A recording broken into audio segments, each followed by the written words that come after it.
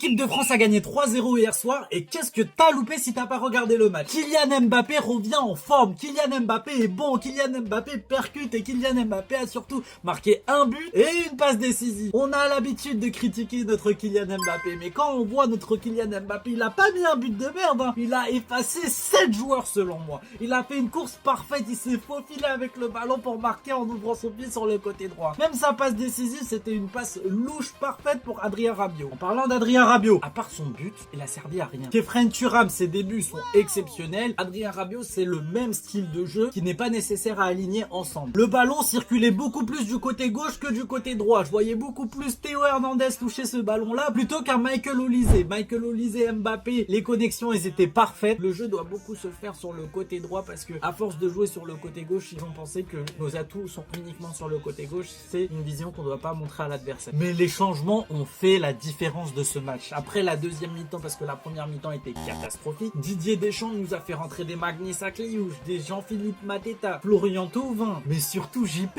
JP aussi, il est rentré, Jean-Philippe Mateta. Dans ses rentrées, quelle pépite Magnis Akliouche. T'as fait un contrôle orienté petit pont, je vais vers les cages, je suis trop je fais la passe et je joue l'action. Toutes les balles qu'il a touchées, toute l'agressivité, c'est un mec qui doit jouer au Paris Saint-Germain, s'il vous plaît. Et tout ça pour à la fin voir le but de Florian Thauvin, à peu près pareil, la même distance sur une contrôle de la poitrine, reprise de volée sur le gardien en mode ça va aller, ne vous inquiétez pas. Il rentre, il touche son deuxième ballon, il marque un but. L'équipe de France a joué sous individualité, l'équipe de France a gagné grâce à ses individualités. Donc aujourd'hui, je pense pas qu'on aurait gagné si on aurait joué contre une équipe différente de l'Azerbaïdjan. C'est pas faux qu'ils ont placé un bus derrière, mais ça excuse pas le fait de la première mi-temps pittoresque. À part Michael Olise, Mbappé, Théo Hernandez, Kingsley Coman, j'ai pas trouvé de lien dans cette équipe. À la question, est-ce que tu penses que l'Azerbaïdjan peut vraiment faire quelque chose dans ce championnat? Voici le meilleur commentaire que j'ai pioché parmi vous. La question de cette vidéo, c'est quelle individualité t'a fait le plus plaisir face à l'Azerbaïdjan? N'hésite pas à taper ça dans les commentaires, t'inquiète pas, on va se fight un peu. Et encore sur la vidéo, partage-la à tes potes, aux meilleurs critiques football que tu connais, et surtout, bonne toi, wesh.